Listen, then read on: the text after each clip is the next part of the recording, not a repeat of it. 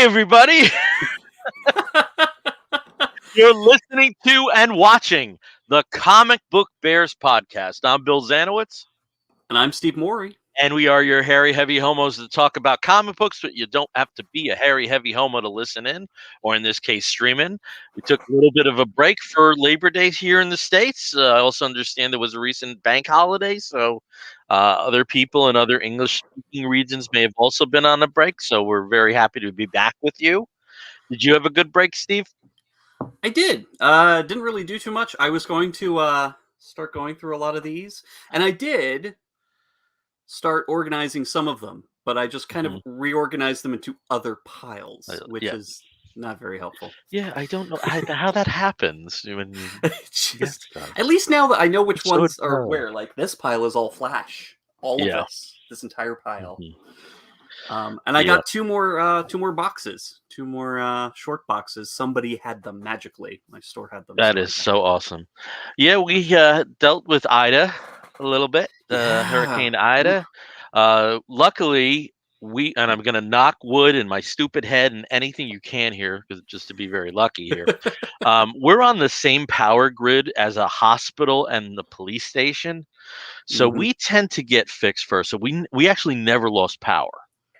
And we didn't have to deal with any kind of floodings, but it's the same situation as Sandy, with Hurricane Sandy. Like we were without power for 40 minutes. You went 2 miles down the road and there were houses that were out for 15 days.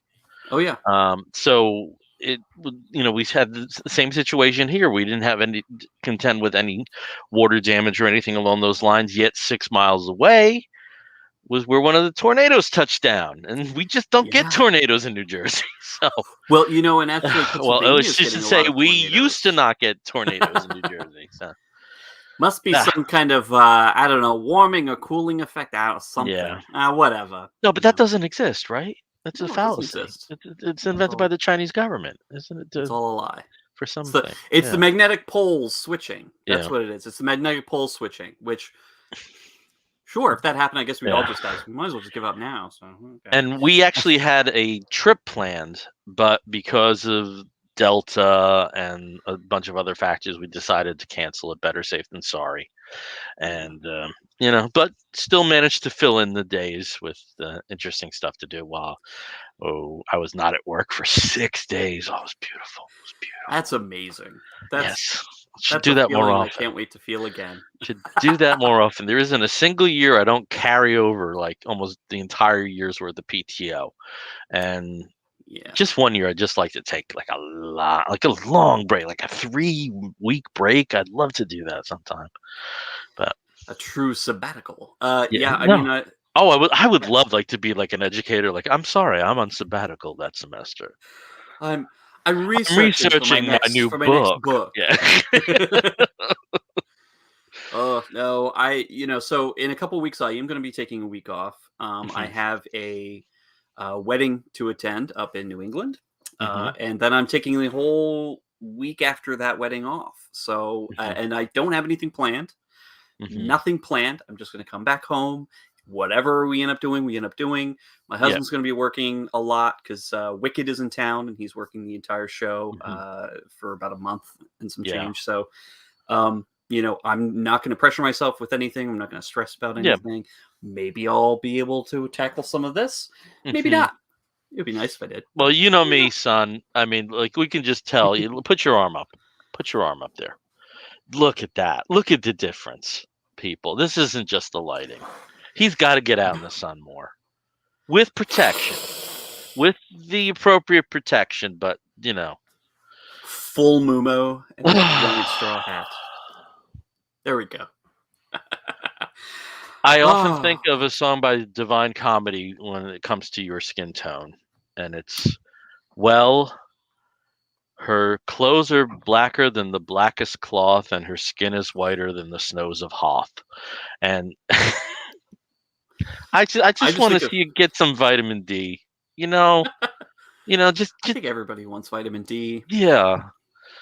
But you also have to understand, I was a lifeguard for many years. You can tell from the retired astronaut physique here. And I was very cognizant of how to treat yourself in the sun, you know.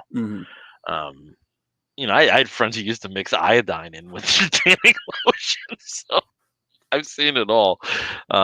Yeah. Used to mix iodine in. The early days of the orange. Yeah. I have a funny story about sun-in and my hair, but some snowy night in front of the fire. We'll do that another time. But we actually have an interview, and tech gods, please smile down upon us, because we have never done this before. Because of the Labor Day schedule, we actually had Steve do an interview, and that is with Chris. Jeez, I already forgot the pronunciation. Fildes. I got Chris it right. Fildes. Yeah, yes.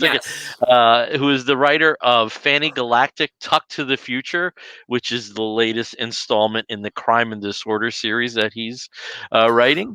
And yep, go ahead. To correct that, yeah, it's Fanny Galactic is the name of the series. Mm-hmm. The latest book that he is kickstarting for Volume 2 is Tuck Crime to and the Disorder. So the first one was Tuck to the Future. The Future. Okay. Yep. Okay. And Crime and Disorder is the follow-up.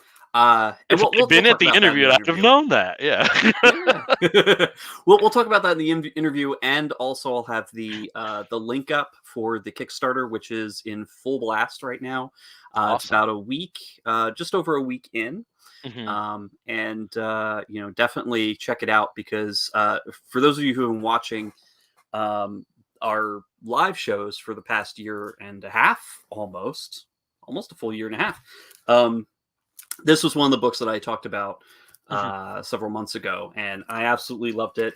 And hopefully other people will also pick this up, having heard it from that episode. But maybe you'll be more intrigued after the interview with Chris, I hope. But one thing I did want to mention in terms of other than technical possibilities of things going wrong, again, knock on wood, you'll notice something very interesting about my hair, because I have not had a haircut in a very long time, and I had this haircut after I did the interview. So I got this weirdo curly moppy mess that I just can't do anything with. It's like a little bit of comic book bears magic. Yes, it's like, whoa, my hair grew really long, and then it came right back to this. And I guess there's a few stories to talk about in terms of comics news. So, and we do have some books. So it's still like a show. It's still like one of our regular shows. It's just technically going to be a little different than what we've done in the past. Like a show. Yeah. So in the 2 weeks since we've been together, have you gotten any cool stuff? I have, and I know that I'm the one that's usually doesn't really have. I never go out. I never go out. I never do anything. Yeah. Well, this time I actually did go out, and I did get some stuff at my local comic shop. You might remember from a little while ago, our illustrious Bill here had picked up or had gotten a Volume 1 Superpowers mini comic collection. Well, guess what I picked up, which I'm going to be sending over to him very shortly. Superpowers mini comic collection Volume 2. Which Bill actually informed me is probably the last one, because the series 3 didn't have comics. Yes, with an asterisk. This is what a Superpowers Kenner line expert I am on this, and this was without research. Going to the internets, I already knew this from years of reading.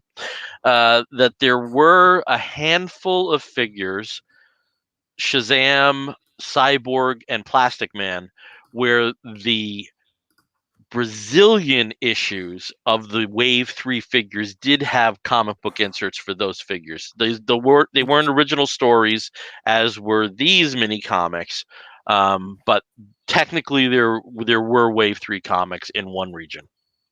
So, wow. Well, that's kind of cool. Yeah. But yeah, you'll be grabbing this. Very excited about that. Very soon. Awesome. So very, very cool. And if I can remember the link for this, there is an Etsy store where you can pick this up because it is not widely available. It's No. unofficial. It's a fan made. I like that term. Yes, It's fan made. Yes. Looks like we've actually had a couple people join us before we continue. We've got John Runyon here. Hey, John. Assemble. Hello, John. I feel bad. I had John's show on last night. I had that on, and then something happened, and I basically only watched the very early intro with him and John, and I do know that John was wearing a really cool Venom shirt and a Venom and Spidey hat. So there's your proof. I did tune in very briefly. Hey, Tony, talked to Tony earlier this week too. How you Tony doing? Gilkinson. Hey, handsome guys. Aw, yeah. Thank you. Okay, so let's see, what else did I get? So I also, a couple months ago, all of us were gushing about a book by Manny Murphy called "I Never Promised You a Rose Garden." Well, Manny also has an Etsy store where they sell a lot of classic, hard to find first edition or otherwise paperbacks. And randomly found several copies of their previously published works because they published several other comics, self-published comics, and small print comics under their previous name, Annie Murphy. So I went and I picked up all three that they had. So the first is a book called Symbology, which is a history. It's an A to Z grimoire, essentially, of just all sorts of really cool, pagan, Judeo-Christian, proto civilization symbols that have kind of followed us to the modern day, and just a lot of history and cool stories around. It is very, very interesting, really cool read. And then also this really interesting biography, sort of like hybrid autobiography biography of this looks fascinating. The spiritualist, Axa Sprague, who's from New England in the mid 1800s, and it's called "I Still Live: Biography of a Spiritualist." It is very cool. It was a really, really, really interesting. Goes into Manny's history in Vermont, getting a degree and working with the Comics Art Center and the Comics Center there, but then also into the history of early 1800s to mid 19th century spiritualism. Very cool, very interesting. Lots of poetry, lots of cursive. Warning for anybody who's a millennial, lots of cursive writing. And then finally, and I haven't read through this just yet, Gay Genius, where Manny was an editor on this. And it's just a collection, it is a compilation of some really great gay comics. And Manny was really awesome and actually signed it. So thank you, Manny. Thank you so much. And just, I'm so excited to read this when I have a chance, because it just looks like a really great compilation of different artists and stuff.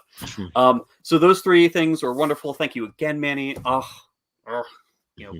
Make more stuff so I can buy it. And then also this came.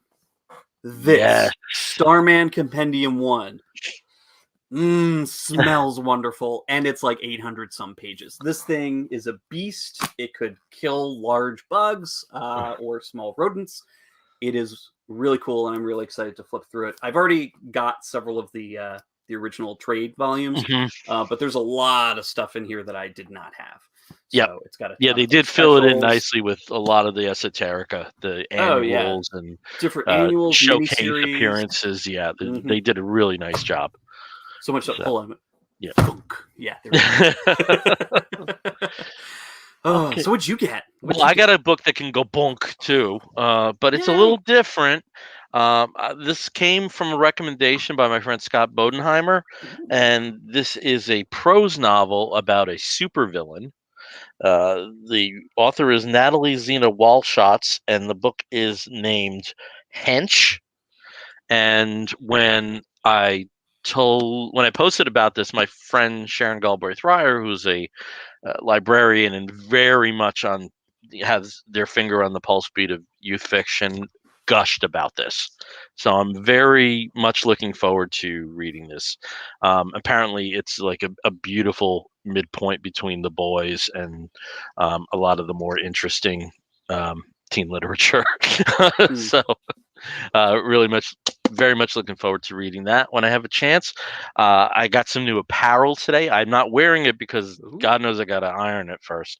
But through Teespring, I got a Super Friends shirt. But it's not the Super Friends you may think. It's all the characters that were created for the show. Very often, the sidekicks, you have the Marvin, Wendy, and Wonder Dog, and also the Wonder Twins and Gleek, but also what are commonly known as the I hate saying this, but the affirmative action Super Friends that we've grown up since then.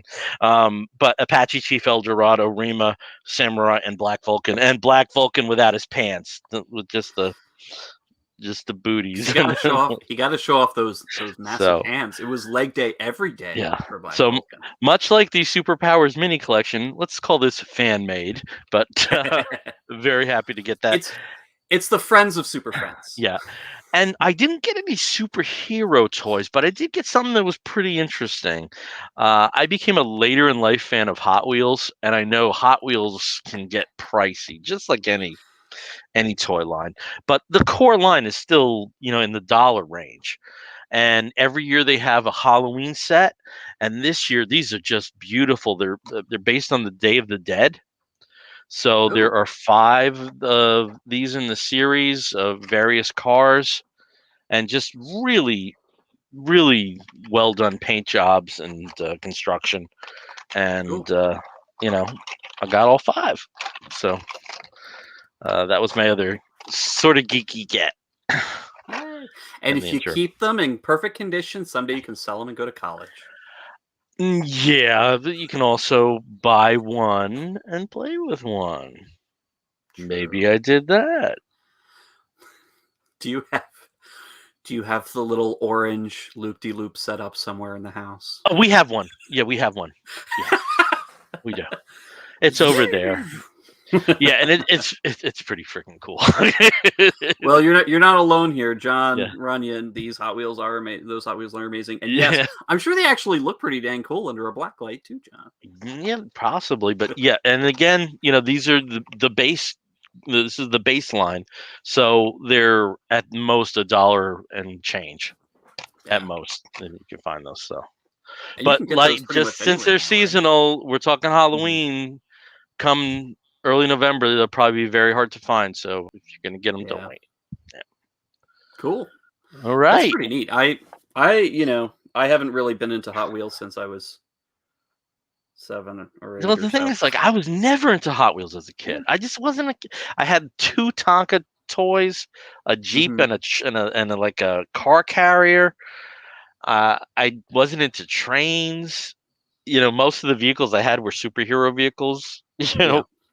Where you could open them up and they had other things inside, like a playset kind of thing. Yeah, I just wasn't into cars, and I don't know. Something happened a few years ago, and now I kind of regret some of the vanity, some of the character lines, because some of those.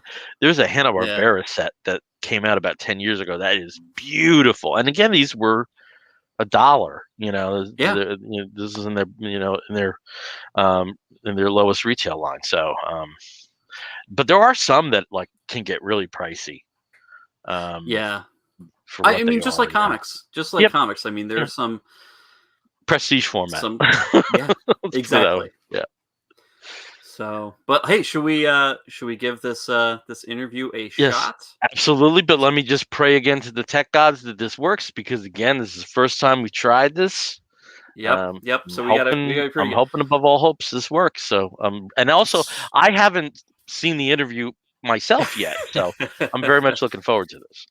Well, hopefully I don't embarrass myself too much. Chris was an absolute delight. We were able to catch him in the middle of a comic and arts festival, arts event that was happening in the UK, and I think Joe Glass was also in attendance to that, and a few other people that we know from the previous years and from brother sister organizations as well. But he was able to take an hour out of his day, find a nice quiet conference room, and his connection was amazing. I'm hoping mine was amazing. It seemed fine for me, but we'll see how the recording goes. There are a couple little blips here and there, but you know, he was just an absolute delight, very fascinating person. And again, Fanny Galactic, Tuck to the Future was the first volume that he was able to kickstart last year, and was what came out earlier this year. I do recommend, if you can get this, hunt this down. It is wonderful. Or check out the Kickstarter for Crime and Disorder, which is volume number 2. I'll put the link up in the chat. Also, just as an FYI, I think everybody can still chat and make comments, so please do, and we'll talk about them after the interview is complete. Yeah, hopefully, okay, fingers crossed. Hopefully this all works, and if it goes well, maybe we'll be able to do something like that again in the future. Maybe do some other stuff, which makes it a lot easier for us. If, you know, especially with comic creators who are in very different time zones from us, it makes it a little bit easier for us to, you know, bring them on the show and promote them. So, okay, everybody say a prayer. Let's give it a shot. Welcome to the Comic Book Bears podcast. I'm Steve Morey, and I am here with Chris Fildes, the writer and creator of Fanny Galactic, which is now a comic series. The first book was released last year of Kickstarter, Fanny Galactic, Tuck to the Future. And now he has just released just opened the new Kickstarter for the follow-up book, Fanny Galactic, Crime and Disorder, and that's D''sorter. So we're really excited to have you here. I'm so happy I got to speak with you. Because of time zones and time differences, it's just going to be the two of us today, taking the time to talk about your new book, and also to talk about you, because we really are interested to learn about Mr. Chris Fildes. Thank you very much. So thank you for joining me. And like Bill likes to say, quoting a song from Loverboy, which I'm not a big, I don't know too much about Loverboy's back catalog of music, but he always says, let's start at the start. So, Chris, what got you into comics? Well, I've always been a big comics fan. Well, I say a big comics fan. I've read 2000 AD since I was probably about 5 years old, I think, and various kind of British comics. And I kind of grew up reading those, dabbled in various other comics as I've got older, like Preacher, Why the Last Man, a bit of Saga recently, and independent comics. And I just read them all my life. And I always dabbled in writing story ideas and kind of wanted to write.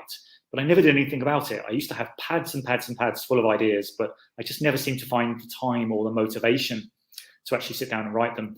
Then about 3 years ago, I'd had this script kind of in my head for quite some time, the original idea for Fanny Galactic, Tuck to the Future.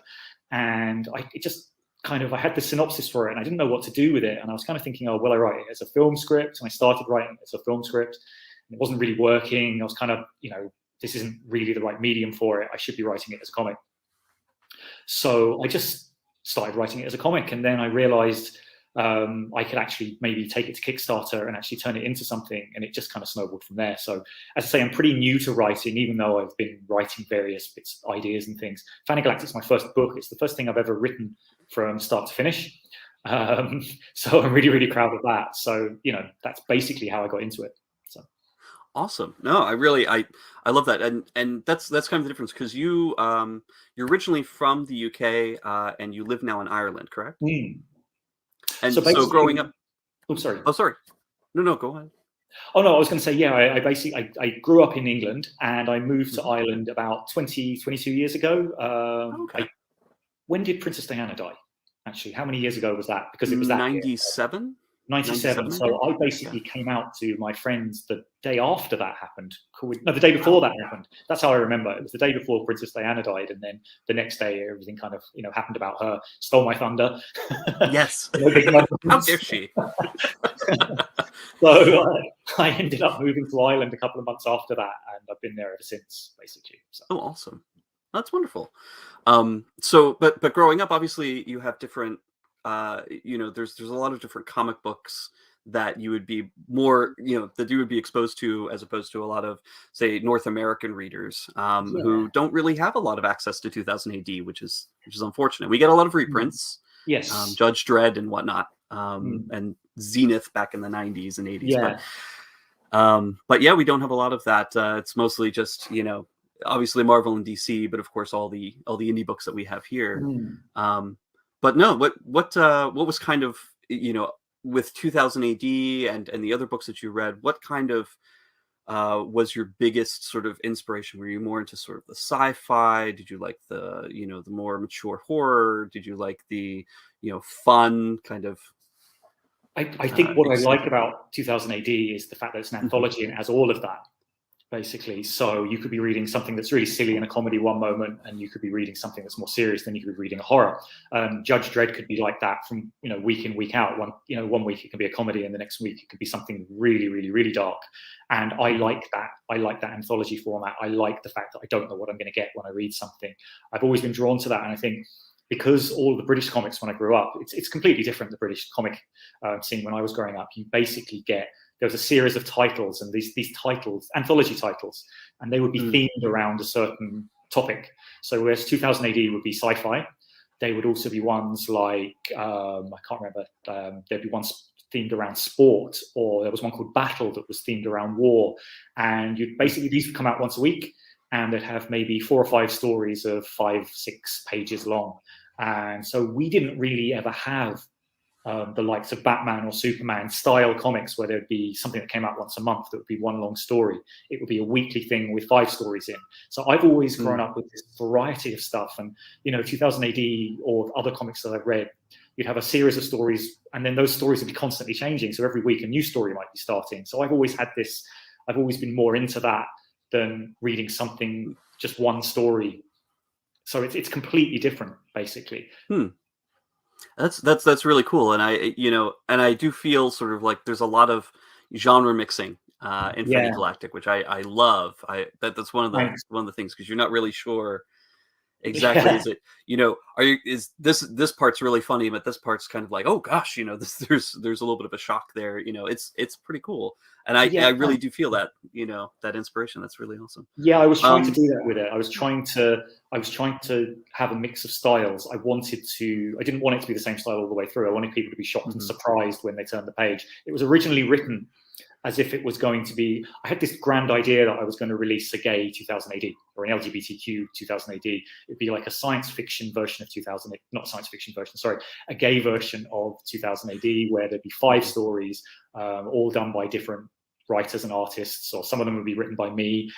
Fanny Galactic would be serialized over 6 episodes, 6 issues. I was imagining I'd probably do an issue every 3 months or every 4 or 5 months.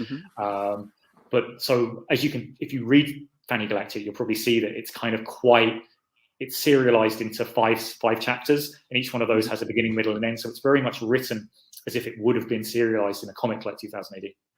But once I started doing this, I realized, God, like, this is going to cost me a fortune. There's no way I'm going to be able to launch an anthology and pay, it was enough paying one artist to do 5 pages a month, let alone paying four artists and writers and letterers and designers. So I scrapped that idea and decided to turn it into a book, basically, so. But the goal was always to do an anthology kind of thing. I'd still like to do that, but at the moment I'm going to kind of focus on, releasing Fanny as it is. So. Oh, that's actually really cool. That sounds like a wonderful idea. That's kind of what we need. We haven't had, I know in the US we had, end of the 70s through the early 80s, the gay comics, gay anthology comics that, were funny, satirical, had a lot of, were very political, obviously, because, you couldn't really release them publicly. They had a lot of times you had to go to a specialized bookstore or special order them or whatever, but they were very focused on the queer community, and it was interesting. I've got a couple anthologies and a couple books that sort of bring that up, and it's very very, very interesting. As you can tell, I have sort of a mess of books everywhere that haven't, anything that's in a pile has not been organized yet, so that's fair someday. But the other inspiration here, and I do love it. This is one of the other things that really attracted me to Fanny Galactic in the first place, is that it also features drag.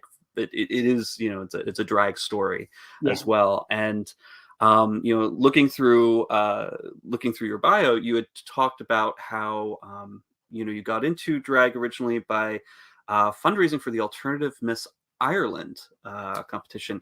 I don't know much about that, and could you kind of talk about that and how that sort of got you into the drag community and the drag culture?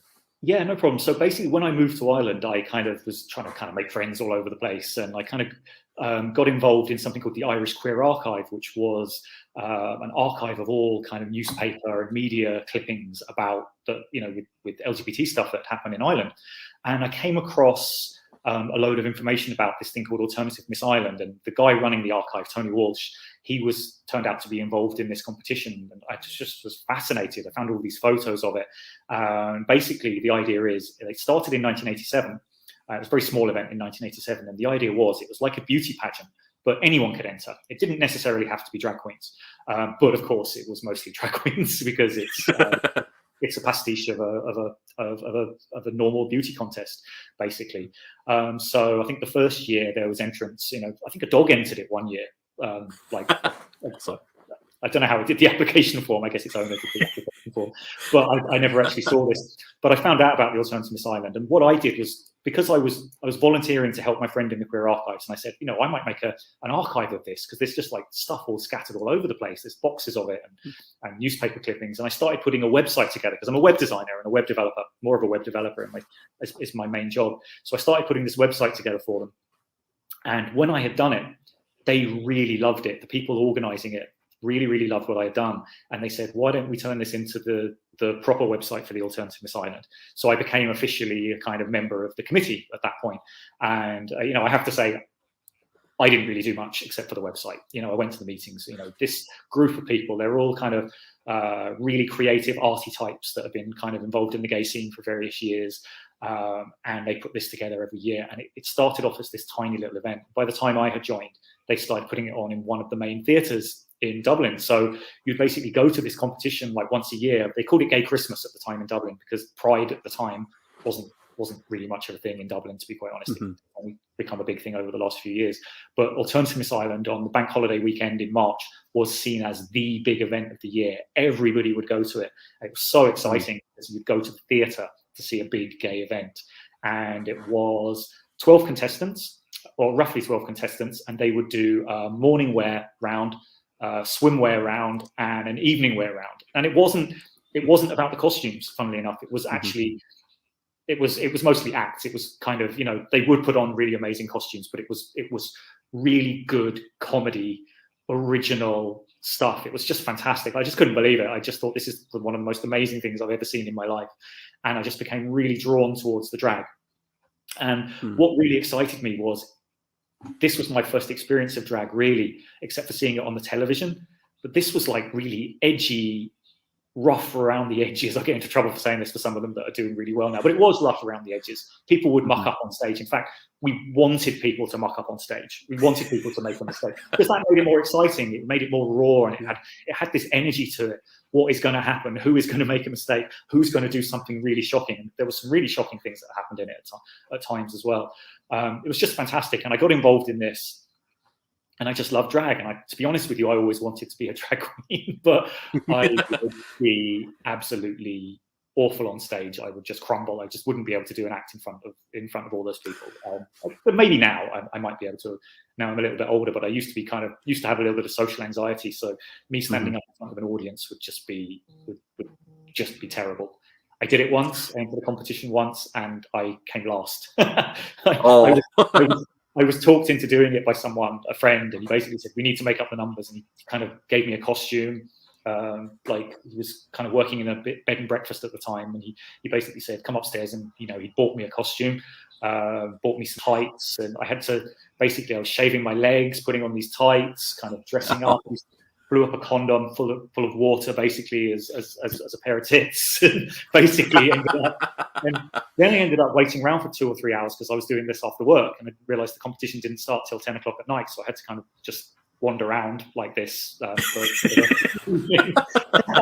then I went to do this act, and it was just a disaster. I just stood there on stage like a rabbit in headlights, and was terrible. But I still love drag, basically. And I just thought when I was first writing, I wanted to write something that I want to write stuff with characters that are a little bit different. And I don't think anyone's really written about drag queens very much. And I didn't want to write about young drag queens because it doesn't really interest me that much. I thought a drag queen that had been around for like 20 or 30 years, they've seen everything. They've seen absolutely everything that's happened on the scene, from the original kind of rights movement to how it's grown, to like gay marriage, to HIV/AIDS, to everything. So there's a lot of really interesting stuff, a lot of really interesting stories you can tell through drag queens, but also you can have a lot of fun with it as well. You don't actually have to be. You can look at really serious topics, but in a very, very humorous way. As you'll see with Fanny Galactic, there's, it's a lot of fun and a lot of comedy all the way through. And then every so often I might hit you with something that you might not expect. Basically, there might be a moment where you're like, oh, okay, that's what it's about. That's what it's really about. And I think that's what kind of drew me to writing about them. So. Excellent. That definitely does bleed through. I mean, nowadays, of course, drag race kind of style drag has been, really exported everywhere. That sort of featuring sort of the newest and the latest and the, the Instagram queens and the, basically who, queens who are just on the edge of everything, which is wonderful too. I mean, it's valid drag, and there's lots of different styles of that. There are people who are, really on the cutting edge of that type of performance and performance art. But there's sort of this classic part of the community, this, that's been there since the beginning. At least the beginning of recorded gay history, because there's a lot of quiet history that's existed for a long time. But the drag queens, like you said, they've been there, they've seen it all. They've been there from, before there were any possible rights at all, where everything was illegal. All the way to now, and there's these personalities. I mean, it's one thing. I watch RuPaul's Drag Race occasionally. I don't watch it too much, actually, which might surprise you, considering I'm writing about drag queens. I prefer the more rough and ready stuff, to be honest. I find it a little bit too polished, a little bit too cookie cutter, if that's the right word. I find a lot of stuff where there's a lot of people on it that just seem to be imitating people that are on previous seasons and things like that. And I mean, that is part of drag as well. There are people do imitate other people, and it's fine. But I was always drawn to this, small gay bar with somebody up on stage, probably maybe a little bit drunk, kind of doing an act on stage and kind of making mistakes, and, the humor falling flat sometimes and a bit rude, and kind of, I love all of that. I think that excites me much more than the RuPaul stuff. And don't get me wrong, there's nothing wrong with it at all. Like it is a huge part of drag culture now, but I'm more interested in the other side of it, I think. So the drag brunch hosts, the nighttime club MCs who have been doing the same gig for 20 years in the same club, like that. There's a personality, there's sort of a concreteness of understanding of who they are that really comes through, and they're much more memorable. I think there's there's this idea that like these people are permanent. These people are something that's a bit of permanence in a culture that that tends to move very quickly. So but no, and I love that. I like that choice in Fanny Galactic a lot, because you do have these characters that are established. They're not sort of the cookie cutter, like, oh well, they're young pretty drag queens that all kind of look as perfect as possible. These are queens who have been around, who've seen different things, but who also, they know who they are and they know what they can do, and what that's why people like them. That's why they're there, and I really do appreciate that. But cool.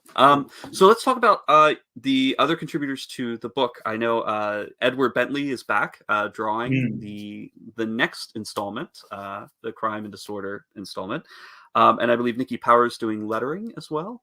Yeah, exactly. So Ed came back to the book. I'm so glad. He's just brilliant. Like I auditioned so many people for Fanny Galactic. I put a post up on a group connecting on a Facebook group connecting comic book artists and writers, and I put the premise up, and I got about 60 responses. People wanting to pitch, and I narrowed it down to maybe 10 people, and then narrowed that down again. Paid a few people to audition, basically, and got some good stuff, actually. Got some really, really good stuff, some really good, interesting stuff, some stuff that actually took it in a different direction to what I had imagined, but I found quite interesting. And I might go back to those people with some spin-offs or some other ideas in the future. But Ed just nailed it. Like every character that I came up with, like, if you look at the back of the book, you'll see his original designs. And even though his original design for Fanny Galactic is actually kind of what ended up being Civil Disorder, the characters are exactly as they are in the book. Basically, you see Dr. Hands, the flying dentist. That's his second go at Fanny Galactic, and it's exactly how she appears in the book. Dr. Hands is exactly the same. Everyone, like Koval, like it was just, I couldn't believe that every single character I was describing, I'd get the art back from him, and I'd go, that is exactly. It's either exactly how it is in my head, or it's actually better than it was in my head. He's just like he's so good to work with. So most of the time, I'm not going to say all of the time. You can be grumpy. Hey, grumpy artists, they have their perks too. It's fine. He puts up with my anxiety when I'm running Kickstarters. So. Well, actually, let's speak about that. Let's speak about the new Kickstarter that just started 4 days ago at the time that this is being recorded. So that was 31st. Yes, 31st. I can count. Yes, I can count. Okay, there we go. October 31st. And as of now, I believe just 4 days in, you're 50% funded, which is excellent. And we're going to provide the link for all the viewers and listeners so that they have an opportunity to go and also support the Kickstarter as well. But let's talk about that. Let's talk about this follow-up to Fanny Galactic Tuck to the Future. And the next book is Fanny Galactic Crime and Disorder. And it's a little bit different. It's focusing on a little bit of a different set of characters. Yes, actually, yeah, it's quite a different story, actually. Now, in the first book, Fanny Galactic is on stage and her wind machine explodes and she goes off into the future and she finds out the world has been taken over by a drag queen, and without giving too much away, she finds out that the drag queen is someone she knew in the present, basically. So that book ends in a cliffhanger, which takes us into a future Fanny Galactic story, which I'm probably going to do next. But I decided, I had a lot of feedback from the first book. People really, really liked the Civil Disorder character, the evil drag queen in it. And people said they really enjoyed the flashback scenes that were showing kind of the world being taken over by a drag queen. And I started writing a load of flashback scenes in the follow-up to Fanny Galactic. And then I kind of thought, actually, no, this deserves a story of its own. It shouldn't be part of the follow-up. This is actually kind of quite a strong story. And it's different. It's a bit darker.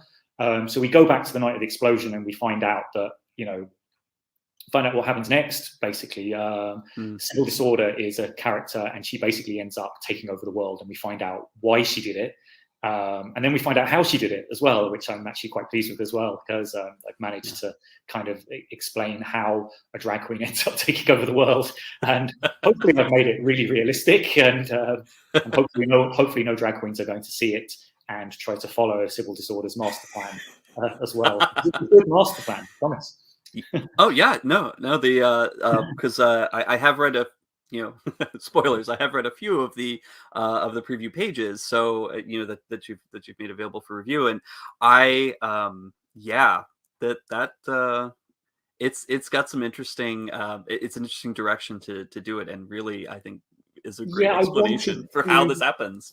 Yeah, I wanted it to still be funny, but I wanted it to be a kind of slightly darker humor. There's a bit of dark humor in the first one.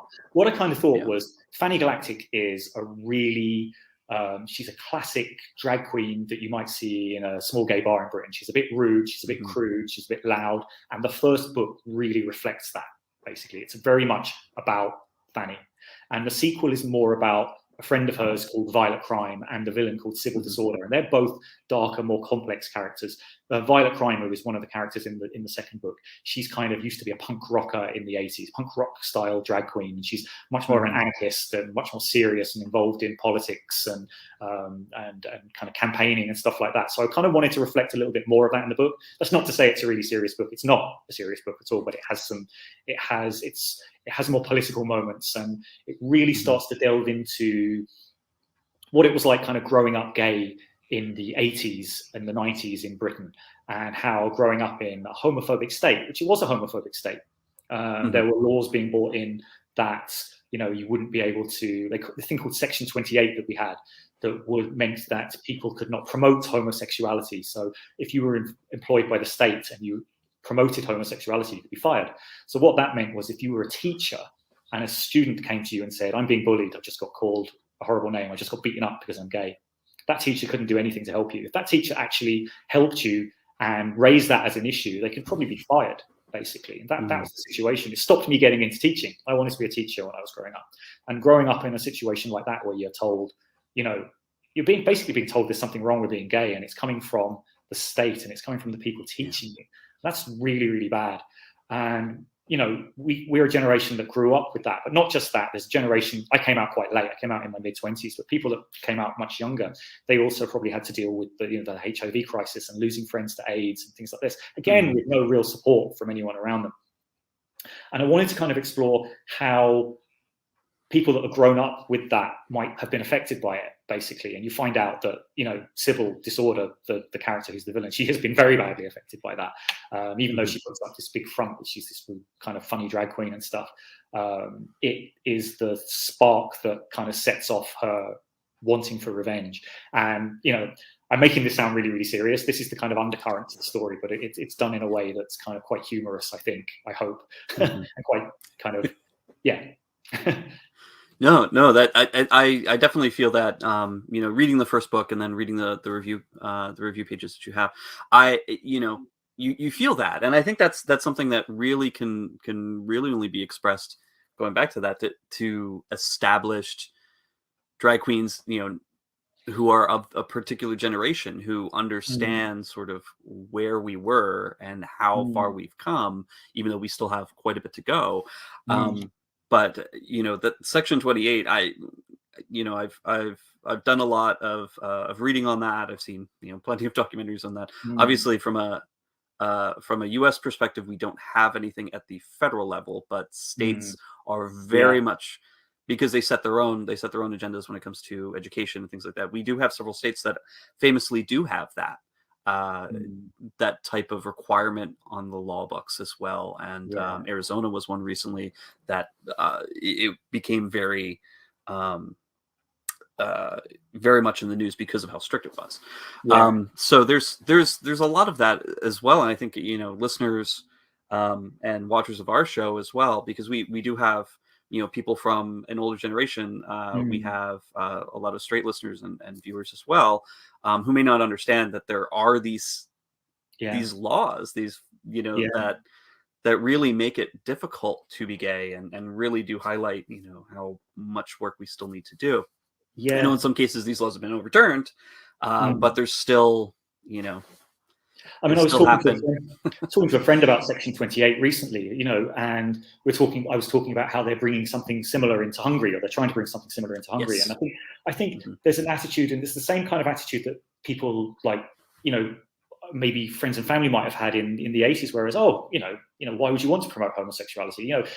You know, why would you be promoting that? But they don't understand the ramifications of what that means. What that means is erasing us. It doesn't mean promoting it. It means erasing your existence, basically. I know that kind of sounds a little bit over the top, but telling you that you don't really have a right to be gay, basically. There's something wrong with it. And, you know, fundamentally that affects people, basically. That sticks with people. And I'm trying to, with my books, I'm trying with this series to kind of bring a little bit of that into it. You know, we have a lot of stuff now that we didn't have when I was growing up. I think it's absolutely fantastic, but it could easily go backwards. You know, we could easily start to see people trying to kind of erode those rights. And you're seeing a little bit at the moment. There's an organization called LGB Alliance, they're called, and they've deliberately not got the T because they're not really an LGBT alliance. They're not really a gay or an LGBT supporting organization. It's basically an anti-trans organization, and getting government funding. They're getting tons of press coverage as if they are sticking up for feminists and for people in the world, but they are actually an anti-LGBT organization, because dropping the T from it is trying to divide us, and it's trying to it's the thin end of the wedge. Once they get rid of that T, it'll be the B next, or then it'll be the L, and they'll keep going until I just think it's terrible, and we're seeing that, and that worries me a little bit. And it worries me how much these people are getting coverage on the TV and they're not getting questioned. They're not people aren't saying, they're even on the BBC and they're being kind of treated as if they are a rights organization, and they're not a rights organization. They're a hate organization. Yeah, anti-rights organization. Yeah. And I'll say hate because I've seen people being kind of abused by them. There's an actor in Scotland at the moment, and he's basically been he's a gay actor, and he's been supporting the trans rights movement. He's absolutely fantastic, and he's basically been driven out of his home. He's left Scotland. He's moving somewhere else because he's just getting so much abuse. I just think it's awful. Basically, that's why I think it's important to be shining a light on stuff that's happened before, and just to try to kind of recognize what's happened before and try to kind of stop it happening again. Basically, Yeah, and that's it is very serious, and a lot of times people either just don't understand it, and because it's so big, it has so much potential to get worse and to snowball and be even more restrictive and more more divisive is perfect. That is a perfect way of doing it. You start cutting pieces away, and then the whole is gone. And that's that's been tactics, I think, from from political side for a very long time. If you can't just do a blanket thing, then just start picking away, and then eventually it's all gone, and people don't really notice until it is definitely gone. Except for the people, of course, who have been affected by it every single time. Exactly. I think one of the things I'm trying to cover in Crime and Disorder as well is, there was a lot of homophobia in politics in the 80s in Britain. And I'm trying to say, those people are still there. Those people are still in politics. They haven't gone away. They're quieter, but they're still there. And you know what? A lot of them probably still feel the same way. And that you'll probably get that from what you've read in the book. That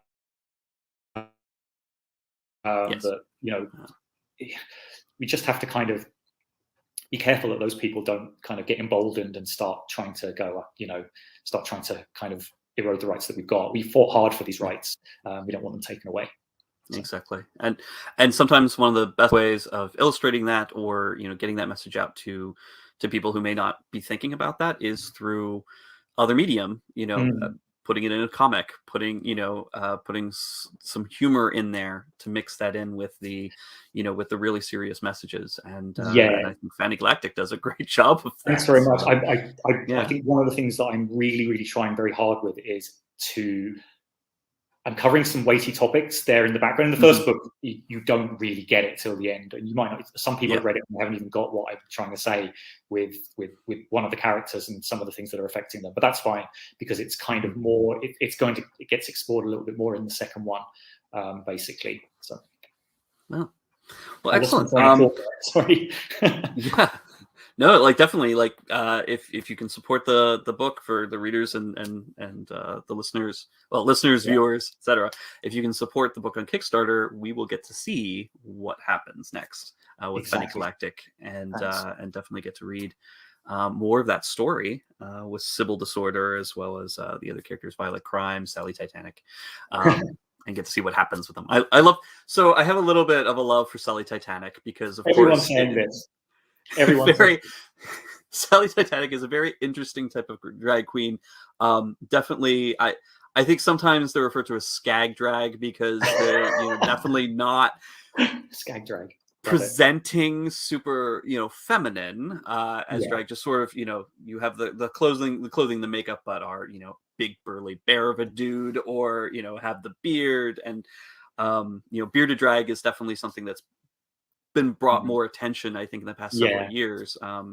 we've obviously the Sisters of Perpetual Indulgence here in the U.S., but in other parts of the world too, bearded drag or sort of non-traditional, purposefully, mixing the masculine and the feminine, like the overly masculine and the feminine together. No, it's very interesting. And Sally Titanic is great. Yeah, I love her. And she was only supposed to be in the funny thing was, and it's part of the writing process, Sally was only originally in the first scene in Back to the Future. And then I won't give away too much about the story, but she comes back later in the story. But actually, the character later on in the story was originally a completely different character. Really? Oh. And then I kind of went, oh no, that's stupid. It's obviously her. Why, So I realized I created a character I didn't need to, and I kind of merged the two together. And then I started really enjoying her. And then it ends up that she ends up becoming probably the most important character in the book, which I really, really enjoyed. And I've actually started writing. I mean, the idea was there was going to be 3 main Fanny Galactic books. There's basically going to be Tons of the Future, which is set in the future. Then there's going to be the follow-up book, which is called 20,000 Weeks Under the Sea, which is the one I'm working on at the moment. This is another pun on a film title. And this finds Fanny Galactic on the Titanic, basically, in the past. And then there was going to be a final third one, which I won't give away too much about. This is kind of the main one where all the strands kind of come together. Then I started writing Crime and Disorder, and then I kind of thought, I have an idea for a Sally story. I have this idea for a really, really fun story that just tells you how her kind of origin, how she ends up in the situation she ends up in the book. It's a complete comedy. There is absolutely nothing serious in this follow-up at all. So I'm hoping to do that at some point. I don't know when I'm going to get around to doing that. I might save that for the kind of collected edition of all of them in the future and have it as a kind of extra story. My artist loves drawing Sally as well. He's asked for more. He said, "Will you please draw more Sally in the sequel?" And then, of course, she's hardly in Crime and Disorder at all, but she's in the Titanic story a lot. And she's in the final story a lot. And wait till you see what I've done with her in the final story. It's like I told Ed about it the other day, and thought it was he really liked it. So her character goes in a very, very different direction. I'm not going to say anymore. I'll give away too much if I say anymore. Yes, please give away everything. Please. No, that's awesome. These characters are just so much fun, and I'm really excited to see Crime and Disorder when it is fully funded, because I have no doubt it will be fully funded. I hope so. I really do. I get worried about these things. This is only the second Kickstarter I've done. The first one got funded in 2 days. So I was completely spoiled, basically. And I was like, oh, this is amazing. And of course, the second one starts, and I'm like, it's got to 50%, which is absolutely fantastic. I've only had it for 4 days. But I'd love it to get, I'd love it to get funded. Yes. It's I don't mind if it takes another week or 2, but I'd like it to get funded as soon as possible. So if you're watching this and I'm still not funded, please fund me. Yes, please fund. And again, like I said, we'll be putting the link in the show notes so that everybody who's interested can actually go and check it out. We're really excited for this next book, and I'm really glad I got to speak to you about it, and also about what inspires you and what kind of led you to creating and working with Fanny Galactic, bringing that Thank you so much. I really appreciate it. So. Thank you again, and again, tune in for stay tuned for some more Comic Book Bears chat. We will be right back. Thank you very much. Thank you.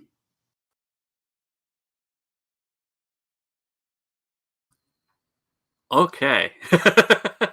Did it work? My mic was muted. What I said was it worked out very well, and you did a very good interview. Congrats, Steve. I think we've been, this happened to me when I was solo, when I interviewed Andy Mangels for the show. I'm so used to doing the throw over to somebody because, other people have different perspectives on the same work, and it's nice that we have that normally, but you did a very good job. Congratulations. And it sounds like a fascinating guy, Chris, and really interested in looking into this Kickstarter. Yeah, I absolutely loved the first volume, and Yeah. one of the cool things that he mentioned in the interview was that he originally intended it to be sort of like a gay anthology series, Right. and kind of like how he structured the first book. It's 2000 these gay D. separate, Yeah. Yeah. yeah, 2000 Yeah. KD, Gay D. Yeah. exactly. You know, Yeah. and like the first Fanny Galactic, it's structured in that way where you each chapter can kind of stand alone, and you can totally see it as part of like a weekly or monthly anthology book. But you know, just having him put it out as like a full book, it's really cool. And he's doing the same thing with Crime and Disorder as well. So I did put the link to the Kickstarter. It's in the chat for everybody, whether you're watching on YouTube, Facebook, or Twitch, and we'll put it in the show notes as well. Definitely, it's got several more weeks to go, about 2.5, 3 weeks. Don't wait until the last minute. Yeah. Definitely, if you are interested in this, please go ahead and support. And I think you can also get copies, either digital or actual book copies of the first Fanny Galactic book through this. So through the it's a Kickstarter, good way to get through the Kickstarter. So it's a good way to awesome. get. That's great.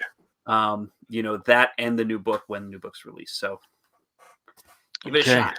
And I'm glad this happened, just because of my unavailability, that we were able to do this. And, especially when you do have a Kickstarter and time is of the essence, it's really good that we were able to do this. So awesome. Worked out really well. Yeah. I was happy that our time zones were able to work out where I could actually, I could actually find time to interview him. There was some meat on the bone there talking about, I knew it as Clause 28. Apparently, it's actually Section 28. I think because of a Boy George song. That was one I know. But it was a very good conversation. Yeah, I mean, it's funny that that was a big issue in the 80s in the UK, and yet here we are. It's the 21st century. It's 2021, and we've got states that are putting out no promo homo laws today, new. On the books, because they don't want to promote the homosexual lifestyle to young people, which is basically another way of saying, if you're gay, it's bad. We don't want kids to know anything about it, because if they did, they'll know that they're bad. Because bad kids being gay. It's bad. So it's bullshit. But anyway, it's all bullshit. No, it's just we've had. The day that we're recording this is the day that Biden had his angry dad vibe press conference about COVID, and it was so good. Yeah. And of course, the backlash was immediate and doesn't take into account that Nixon did the same goddamn thing, created OSHA. It's just Nixon did well. And what's funny is we're starting to get a lot more angry public figures who are standing up and using their platforms to basically say, guys, it's worse now than it was a year ago when we were still in lockdown in most of this country. How is that possible when we've got a vaccine that over half the people? My freedom. Yeah. My freedom. Yeah. Fuck your freedom. Yeah.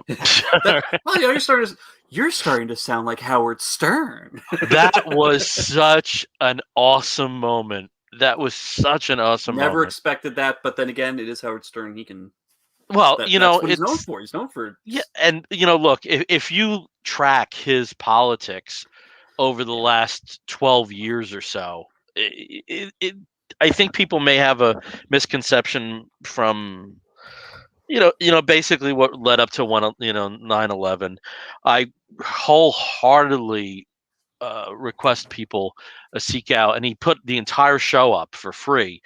His interview with Hillary Clinton after the election, which is probably the best interview I've seen with her, bar none. Because she's relaxed and she's not afraid to let a cuss word out or two, and I think only he could have had that interaction with her at that point. So, I've been a Stern fan for a long, long time.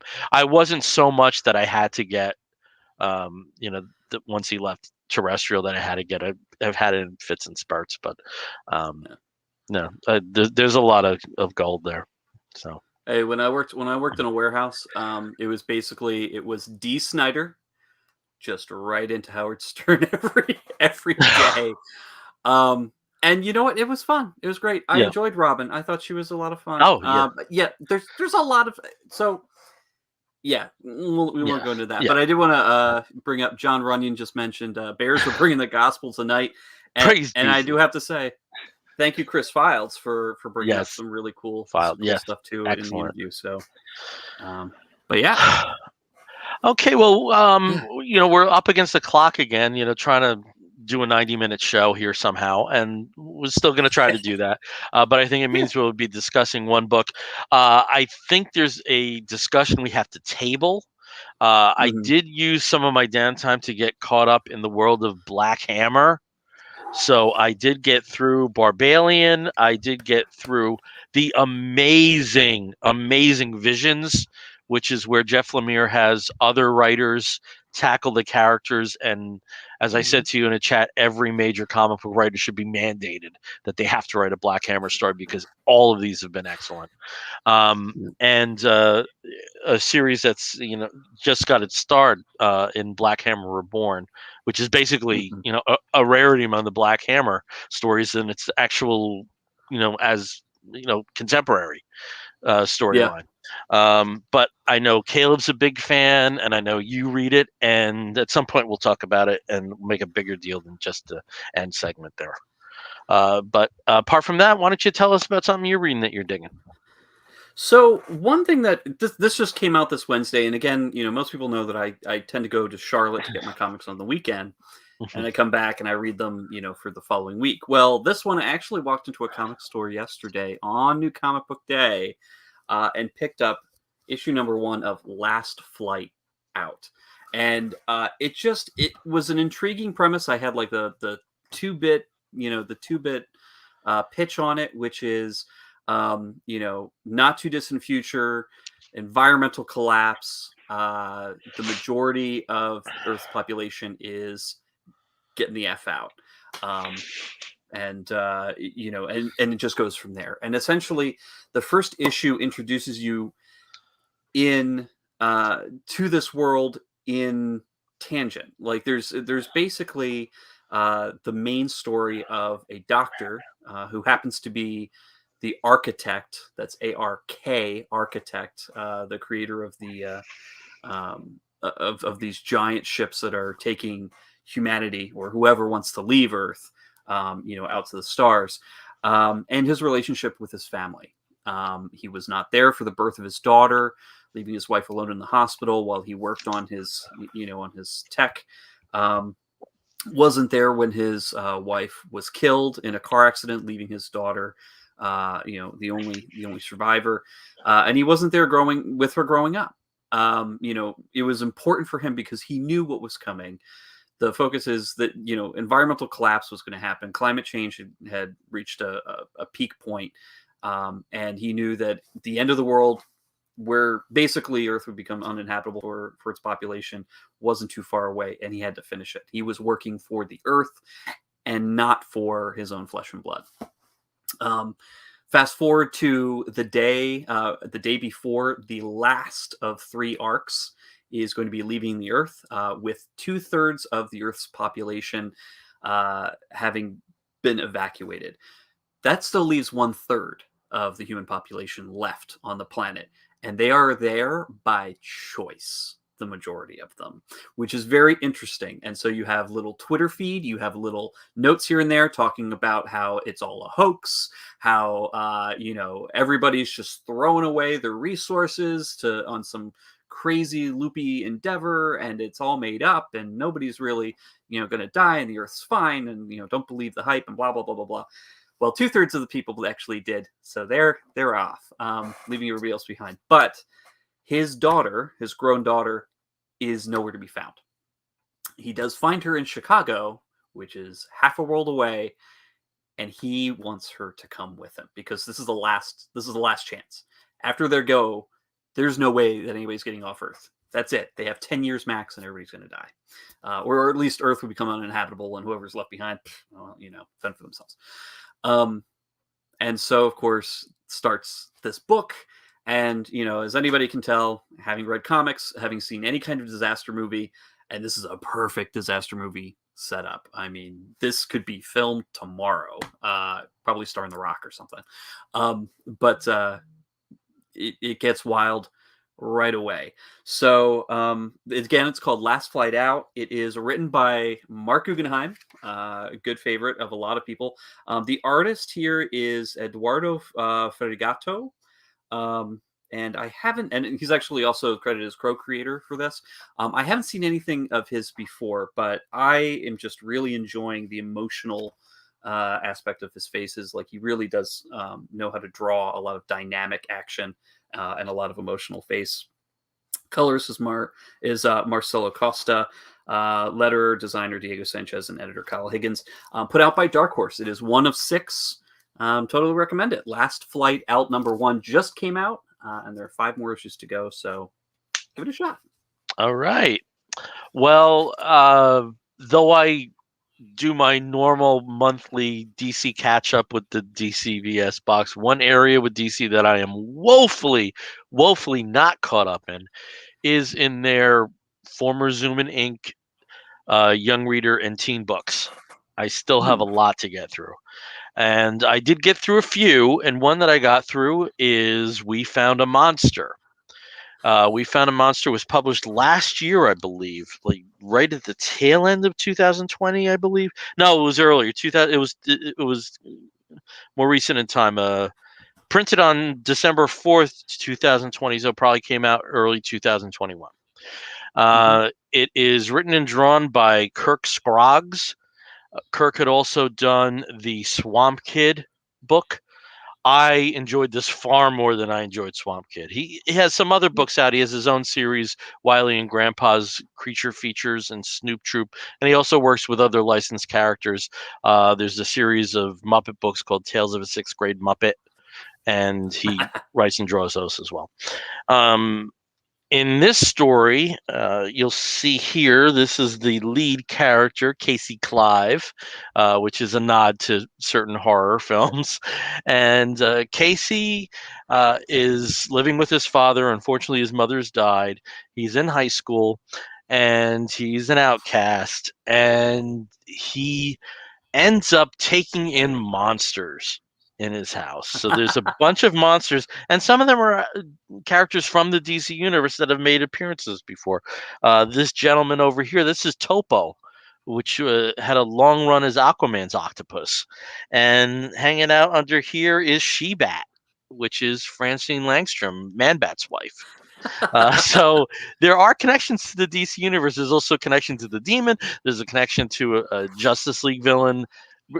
Very clever, but also it's constructed so you don't have to know a thing about how about these characters going in.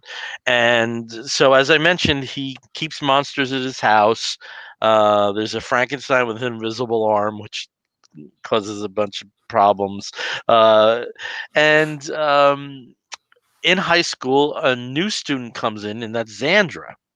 And Xandra is taking care of this mysterious monster known as Spot. She brings him up to Clive's treehouse because she can't keep him in his house anymore. And they become friends, and they're tasked to provide the Halloween decorations for the town's Halloween. And they decide that, they can't keep this up anymore. Like, his father's eventually going to find out that he has all these monsters in the house. So they decide they're going to go over to the abandoned pier and bring the monsters there. But when can they do it? They don't know when. Aha, Halloween, perfect time.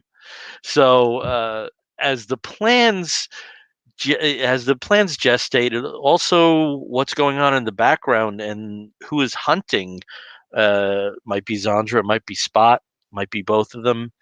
That works into the picture. It was really engaging, a lot of fun. Like I said, with Swamp Kid, I thought it was, books that are not as clever as they think they are. I walked away with that feeling. This one doesn't give off that vibe at all, and it's a remarkably clever book. So a big thumbs up for this one. We Found a Monster by Kirk Scroggs, and I love these books that there's nods to the DC universe, but little tweaks and it wouldn't matter. But if you go in knowing the backstory of a couple of these characters, it's a really nice reinterpretation. So that's cool. that one I got through. So that one's definitely a much more successful like reinterpretation of young sort of DC characters than another recent one Which involving Lois Lane. Yes. That's almost like a Voldemort, like which cannot be named. Friendship challenge? What? No. Man, I really laid into that one, man. Ooh, that one. Man, that one stunk. Oh, we need a La Bamba button over here. Yeah, La Bamba. Like every time you pronounce it, just La Bamba. I have it over here actually. Yeah, we'll put that over there, sitting on the shelf. What was the? There's a great movie line about that. There it is over there, just waiting to suck. From it's gonna drive me nuts. Oh, well, coming out of theater, there were some great put down lines that don't come out. It's like, I understand what you're trying to do. It's a great one. And he has a promising career behind him. There's some really, really, really horrible things, and I think that was, I have to say, like, I think this was kind of out of character for me to. But I was just so offended by it. And it's nice, and for all the books, I'm in the process of reading the Johnny Constantine kids novel, which so far has been pretty good. I'm about 2/3 of the way through that one. The Dear DC Supervillains, the Archimaniacs, they were both, there's still a lot of fun books in that series. So, and this one I think was the most fun so far. There's also the other books that that Raven and Beast Boy were part of, in the book that you talked about recently, that I'm Not Starfire, that are for slightly older readers. But from this book, it's nice that there's some gems in there after that one that just wasn't. I feel bad harping on that book. I really do, but I mean, some people might find enjoyment from it, but it just, to me, was definitely not, and to you. But also, I do, anybody else. Yeah, I mean, I do like that when we have reviewed books, they've mostly been positive, because both of us, we both have read plenty of books that they don't hit the mark. I don't want to say like they suck. But there's some books that are very average reading experiences, especially when you get into like we are, that read monthly books. Not going to be a gem every time out. Not going to be a book that you're going to rave about every time out. The previous issue may have been fantastic, and then this next one might just be a bridge issue, and nothing happens except for 2 lines of dialogue that matter. I do have to say, through the history of the show, I'm very happy that we basically kept it on the positive end. We really have. And if there were negative words, sometimes it's where one of us enjoyed something, one of us didn't enjoy it as much. But we were able to, to properly demonstrate why, the rationale behind why we didn't enjoy it. There are plenty of podcasts out there just half La Bambas. La Ba. Yeah. Okay.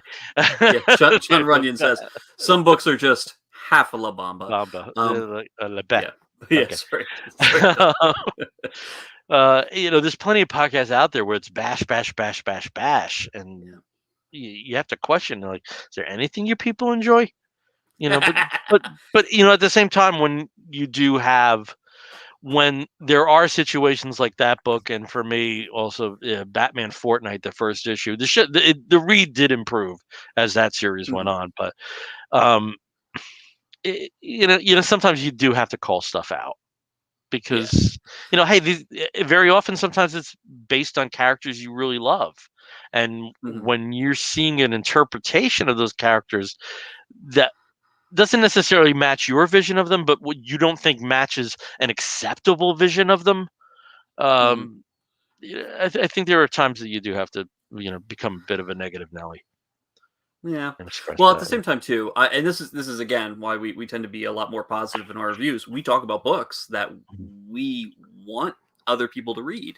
We talk about books that we enjoyed, and we want you to enjoy too. And so, just talking about negative books, you know, especially in a podcast kind of environment where everybody's a critic and everybody's got something to say, you know, if I'm talking about a negative book, I'm not encouraging other people to read it. I'm not encouraging anybody else to like say, hey, form your own opinion. No, you know, that's why I want to talk about positive things. It's like, I really liked it. I hope you like it too. And one of the other things too, and this, because I used to really, you know, in my younger days, now that I'm so much older and more wise and mature, you know, I used to kind of bash movies and TV shows and just harp on them and stuff. But at the same time, there's so much work that goes into making and putting out one of these, to putting out a comic book, to actually get your comic on the shelf, takes a lot of work. It takes a lot of time. It doesn't just show up overnight. Right. And that is whether it's an independent project or it's one of the major publishers. There's a remarkably involved process in getting a book out, particularly a monthly book, particularly, you know, a monthly periodic. Yeah. And so the fact that it showed up on the shelf means that somebody thought it was worth it to put on the shelf. May not have been us. Yeah. May not have been us, but somebody did. And maybe somebody will have some enjoyment from it as well. So, you know, again, that's just a long way of saying, like, you know, look, we like to be positive. You know, I have to say this. We had a former co-host. And if this co-host did not enjoy a film, that was almost a guarantee that I would enjoy it.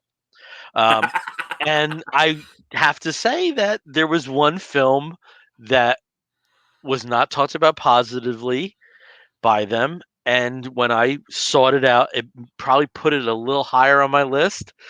And I absolutely loved it. I absolutely loved it. I got what the filmmaker was trying to do. Here I go with a little, you know, tying into the thing before. But I got where the filmmaker was coming from, and I thought it was an inventive and particularly scary film.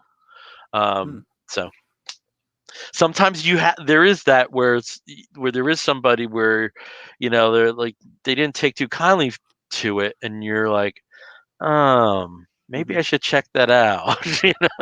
Yeah. I have that a lot with music. I have that a lot with music too. You know, there's people I know that movie.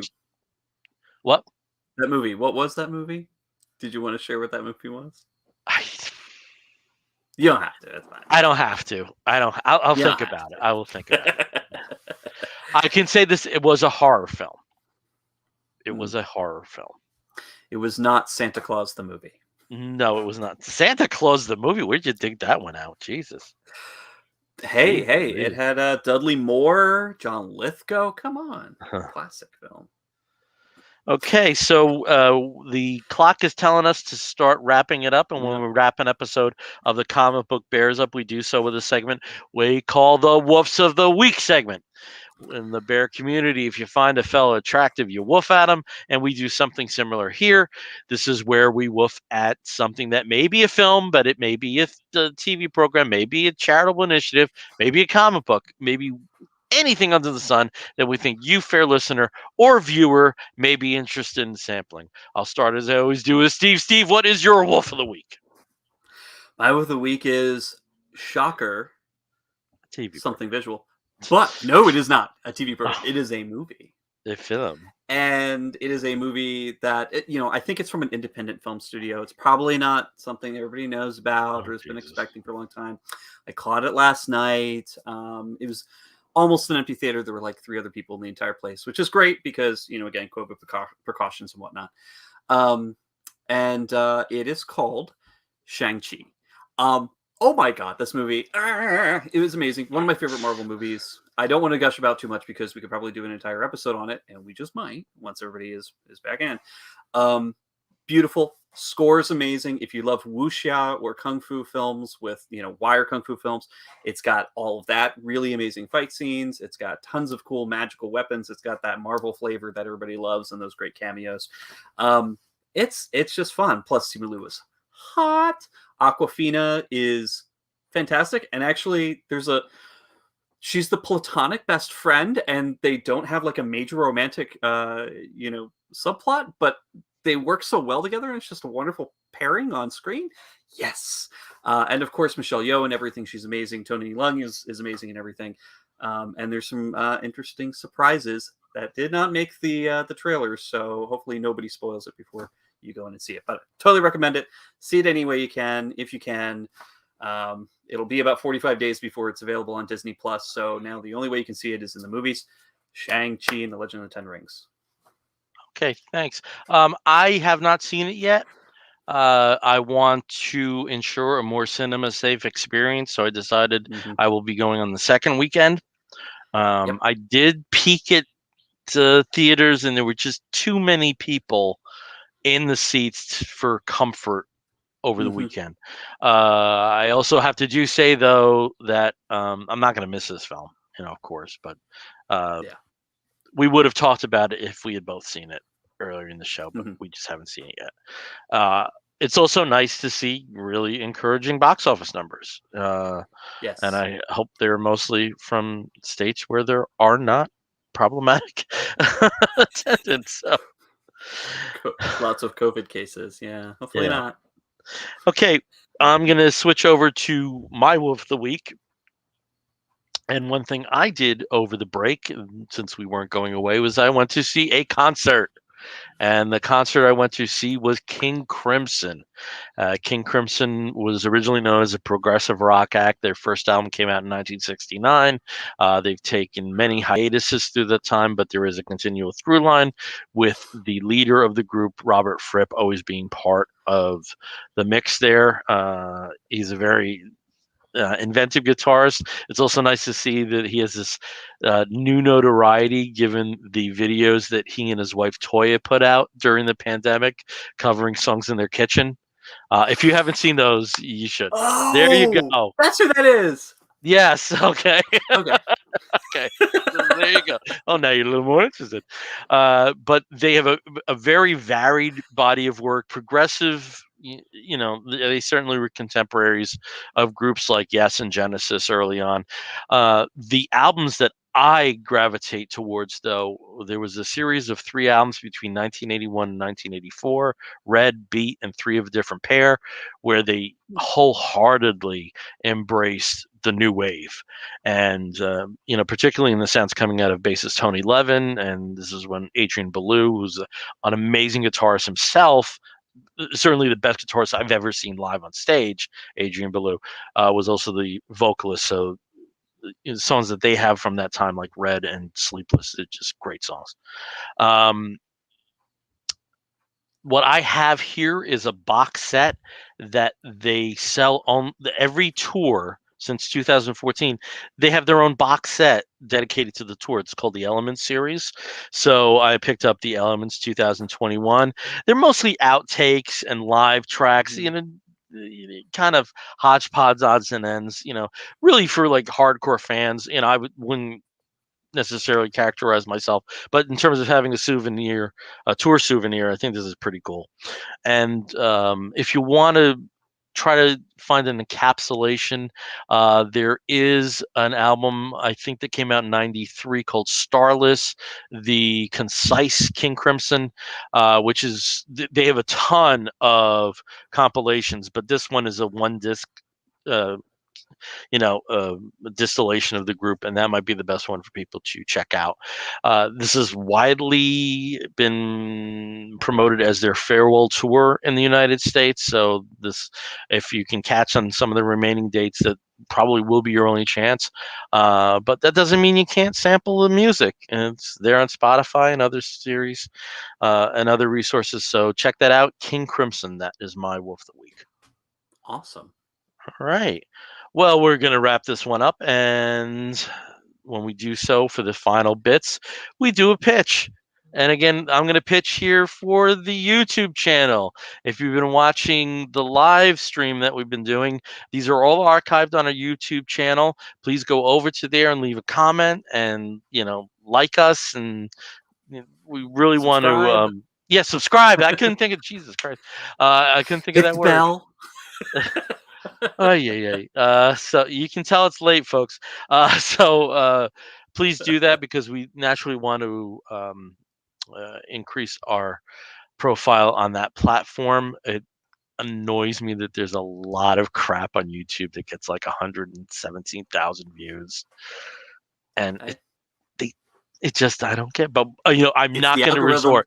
But It's at the the same token, algorithm. I will never ever resort to just embedding words just so that we be caught. I'd never do that. I don't think you would either. Never do that. Just hashtag ASMR. It'll definitely be at the top of every stream. People be falling asleep to us every night. Can we do like try to figure out like a like words that like a what's the word?